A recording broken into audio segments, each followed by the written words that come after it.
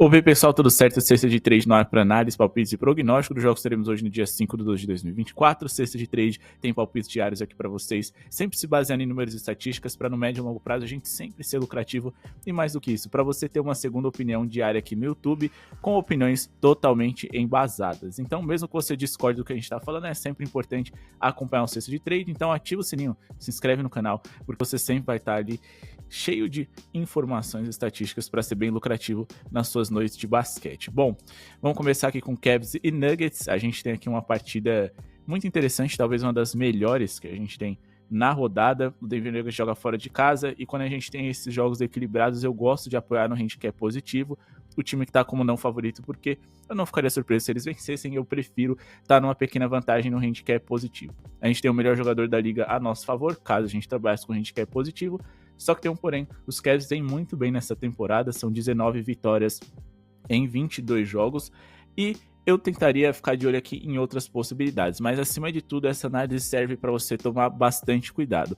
Vamos falar primeiro a respeito de Nikola Jokic, o melhor jogador do Denver Nuggets, o que parece meio óbvio de se trabalhar a favor dele. É um jogador que tem certas dificuldades de produzir contra os Cavs, ele tem 20,7 pontos de média, o que é muito bom, mas muito abaixo daquilo que ele pode produzir e daquilo que ele vem produzindo nessa temporada, que é aqui ele tem melhor média de pontos, rebotes, assistências, melhor aproveitamento nas bolas de 3, ele vem jogando ainda mais, principalmente porque os seus companheiros não vêm acompanhando o ritmo dele. Só que os Cavs jogam com muitos jogadores de garrafão, com dois pivôs que são ótimos defensores, e nessa temporada de 2024 eles são o segundo time que menos cede pontos para pivôs na NBA e são também um dos 10 que menos cedem assistências. Estou falando para vocês apostarem no under do Nikola Jokic? Não, eu não sou maluco, ele é simplesmente incrível e tem muito volume de jogo, não importa quem ele vai enfrentar, ele pode se sair bem. Mas eu tô avisando para vocês tomarem bastante cuidado. Então, meu palpite para essa partida vai ser aqui nas assistências do Donovan Mitchell, tá? Ele superou esses 4.5, que é a linha dele para hoje,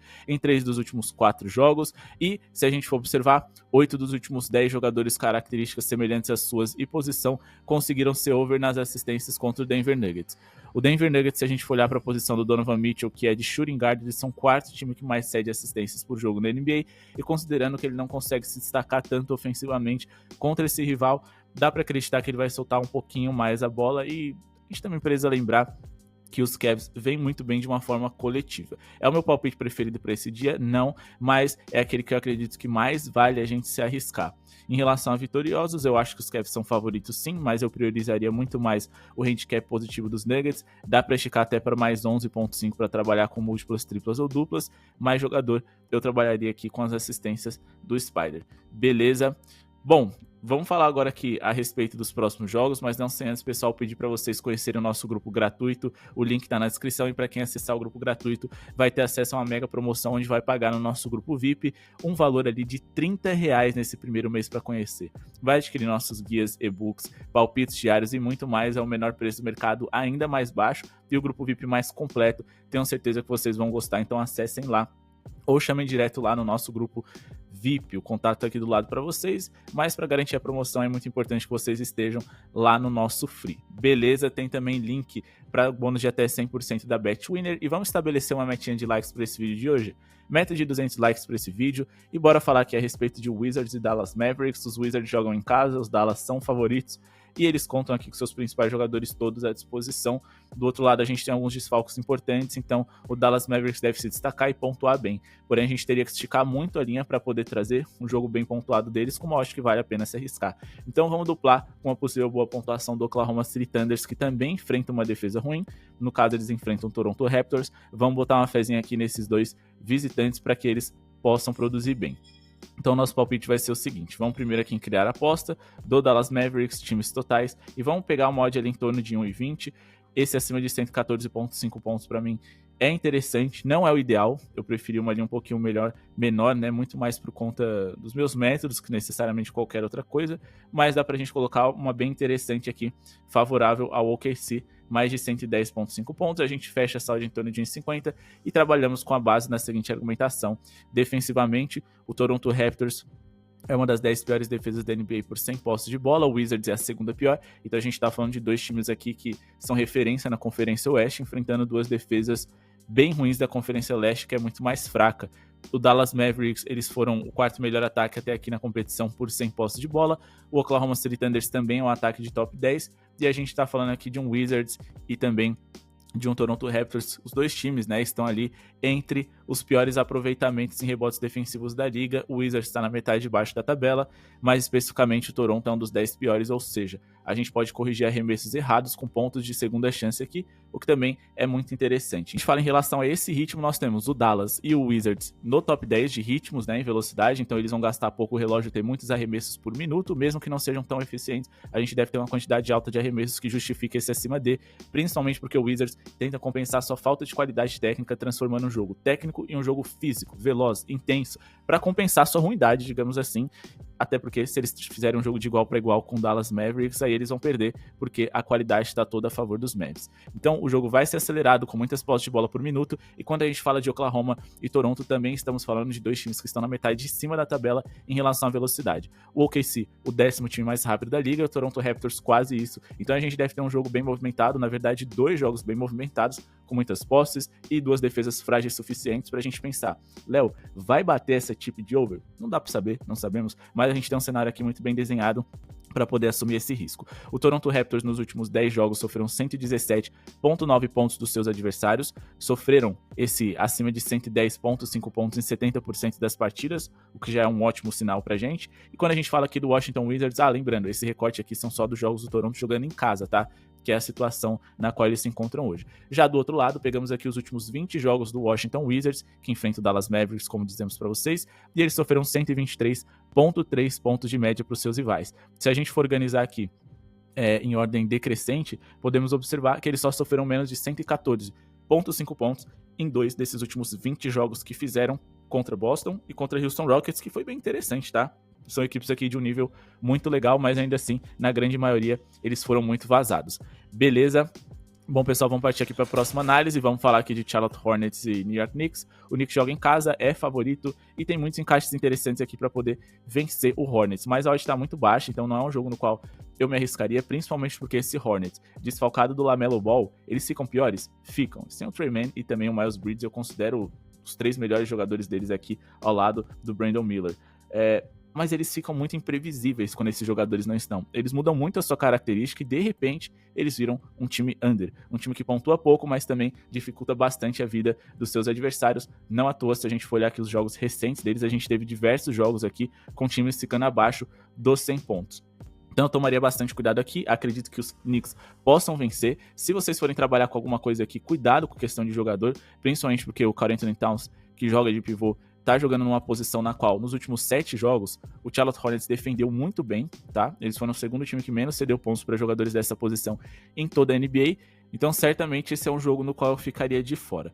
Falando a respeito de Grizzlies e Kings, eu acredito na vitória do Memphis Grizzlies, acho que eles devem vencer essa partida, jogam em casa, precisamos respeitar o mando de quadra, ainda acredito que eles tenham o melhor jogador com Ja Morant, o melhor defensor ali com Jaren Jackson Jr., acho também que eles têm o melhor treinador e o time vem sendo mais consistente nessa temporada. Você vai olhar o histórico recente dos confrontos diretos entre as franquias e vai falar, Léo, mas o Sacramento Kings venceu a maioria dos últimos jogos contra o Memphis.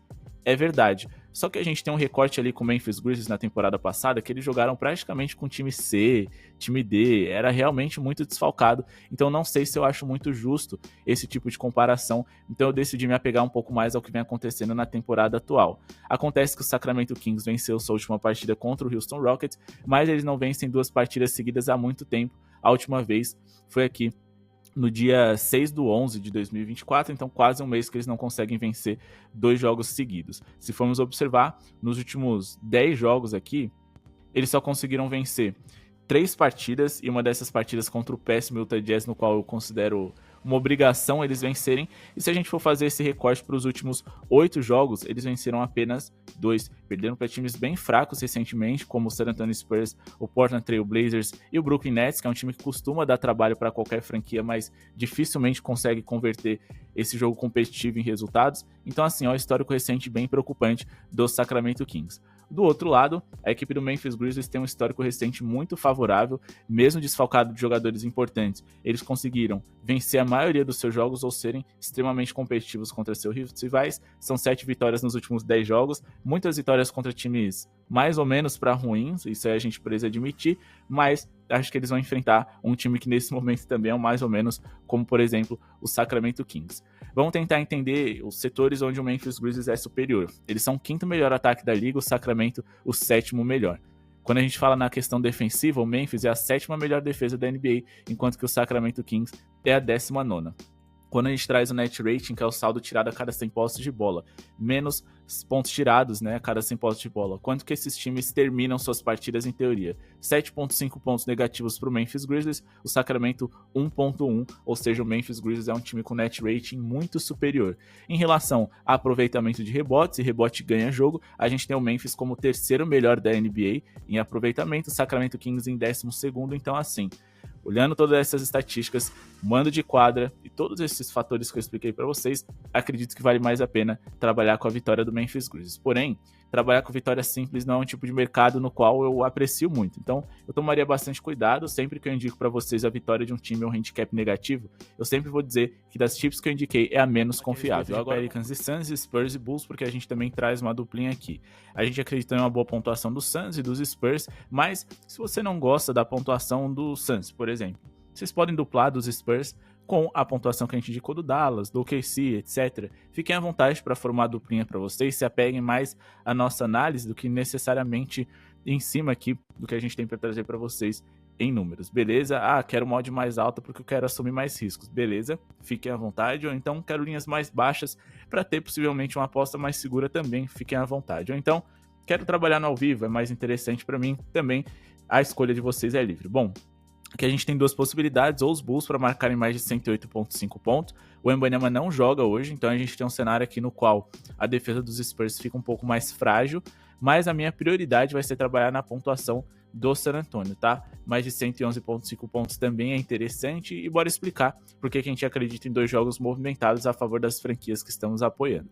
Bom, o Kevin Durant não joga hoje do lado do Suns, o que é muito ruim também para Tip, e o Nurkic também tá de fora, mas os Pelicans seguem com diversos desfalques. Alvarado, Zion, Hawkins não joga, tem como dúvida Brandon Ingram, Herb Jones e Ives Smith, e o Herb Jones, a tendência é que ele volte, ele quase voltou na última rodada, mas a gente ainda tá falando aqui de um Suns que tem bastante poder de fogo, Booker, Bill, Ty Jones, entre outros jogadores. E bom, eles vão ter um substituto à altura ali, no caso do Nurkic, ou mais ou menos isso, com o Mason Plumlee, que eu considero um jogador interessante. Os Pelicans, nos últimos 10 jogos, eles sofreram em média 116,5 pontos para os seus rivais, ou seja, sofreram mais do que o que a gente busca para hoje, que é pelo menos 104 pontos para a equipe do Phoenix Suns, em 90% dessas partidas, o que também é muito positivo. O New Orleans Pelicans tem uma defesa muito ruim, é a 3ª melhor da NBA por 100 posses de bola, enquanto que o Suns é um ataque ali com uma eficiência interessante na metade de cima da tabela, é verdade. Agora falando da outra partida, o Chicago Bulls também é uma defesa muito frágil, tá? Se a gente for colocar aqui em geral, eles são um time que defende muito mal, joga num ritmo muito alto, o mais rápido da NBA. Defensivamente aqui eles são a 5ª pior defesa por 100 posses de bola.